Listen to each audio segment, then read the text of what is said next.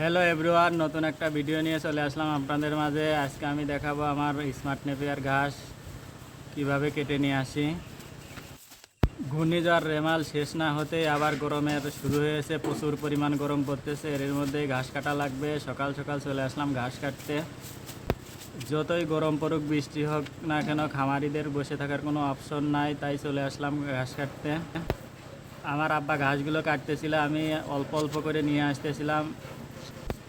ঘাসের জমিটা যেহেতু বাড়ির পাশে, এই জন্য ঘাসগুলা আটি বেঁধে বেঁধে মাথায় করে নিয়ে আসতে হবে। দূরের ঘাস হইলে ভ্যানে করে নিয়ে আসতাম, যেহেতু বাড়ির পাশে এগুলা ভ্যান নেওয়ার কোনো জায়গা নেই তেমন একটা। তারপরেও কী করার, এগুলো মাথায় করেই নিয়ে আসতে হবে। স্মার্ট নেপিয়ার ঘাসের ডগাগুলো অনেক মোটা মোটা হওয়ার কারণে প্রচুর পরিমাণ ভার, বেশি বেশি ঘাস একসাথে নিয়ে আসা যায় না, তাই অল্প অল্প করে আটি বেঁধে নিয়ে আসতে শুরু করলাম। ঘাসগুলো আটি বাঁধা শেষ হলে আমার আব্বা মাথায় উঠাই দিতেছে। উঠাই দেওয়ার সাথে সাথে আমি মাথায় করে নিয়ে চলে আসতেছি।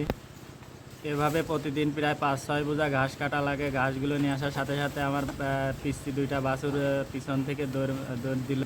দিন যাইতেছে আর ওরা অনেক সুন্দর হয়ে যাইতেছে। ওদের গায়ের রং অনেক লাল, দেখতে অনেক সুন্দর লাগে।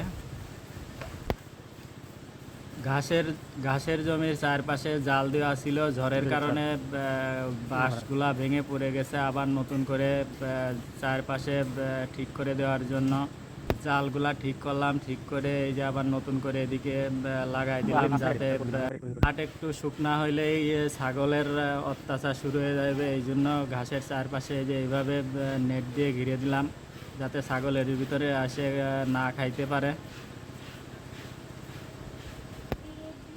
মাঠের চারপাশে প্রচুর পরিমাণে রোদ, তারপরেও কিছু করার নাই, রোদের মধ্যে ঘাস কাটা লাগবে। ঘাস কেটে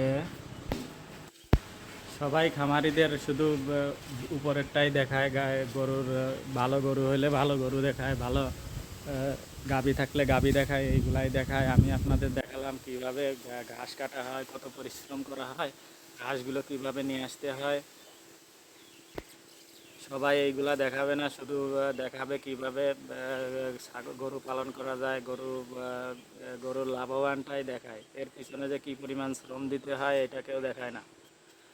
আপনি গরু পালন করতে হলে আপনাকে প্রচুর পরিশ্রমী হতে হবে। পরিশ্রমী না হলে গরু পালন করতে পারবেন না। গরু পালন করতে হলে আপনাকে দিনরাত পরিশ্রম করার মন মানসিকতা থাকতে হবে। আপনার গায়ে গোবর লেগে থাকবে। আপনি যে গ্রামের ভাষায় একটা কথা আছে, গরু পালন করতে গেলে নিজেও গরু হওয়া লাগে, না হলে গরু পালন করতে পারবেন না। আসলেই সত্যি কথা, প্রচুর পরিমাণ পরিশ্রম করা লাগে।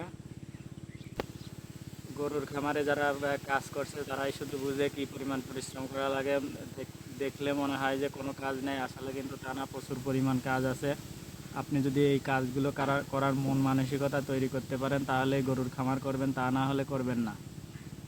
আপনি যদি খামারি হতে চান তাহলে প্রথমে 2-1টা দিয়ে শুরু করবেন। আপনি আগে বুঝবেন কিভাবে কি করতে হবে, তারপরে আপনি শুরু করবেন। গরুর খামারে সবচাইতে কষ্টের কাজ হলো ঘাসগুলা চুরাইয়ে দেওয়া। ঘাসগুলো আপনি যত সুন্দর করে চুরাই দিবেন, গরু তত ভালো করে খাবে।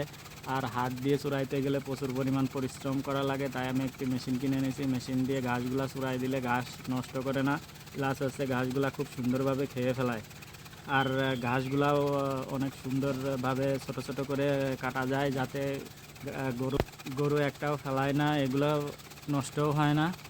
প্রথম প্রথম 2-1টা গরু পালন করলে আর মেশিন কেনা লাগবে না। যখন আপনার বেশি হয়ে যাবে তখন মেশিন কিনবেন। তো ভালো থাকবেন সবাই, সুস্থ থাকবেন সবাই, দেখা হবে নতুন ভিডিও।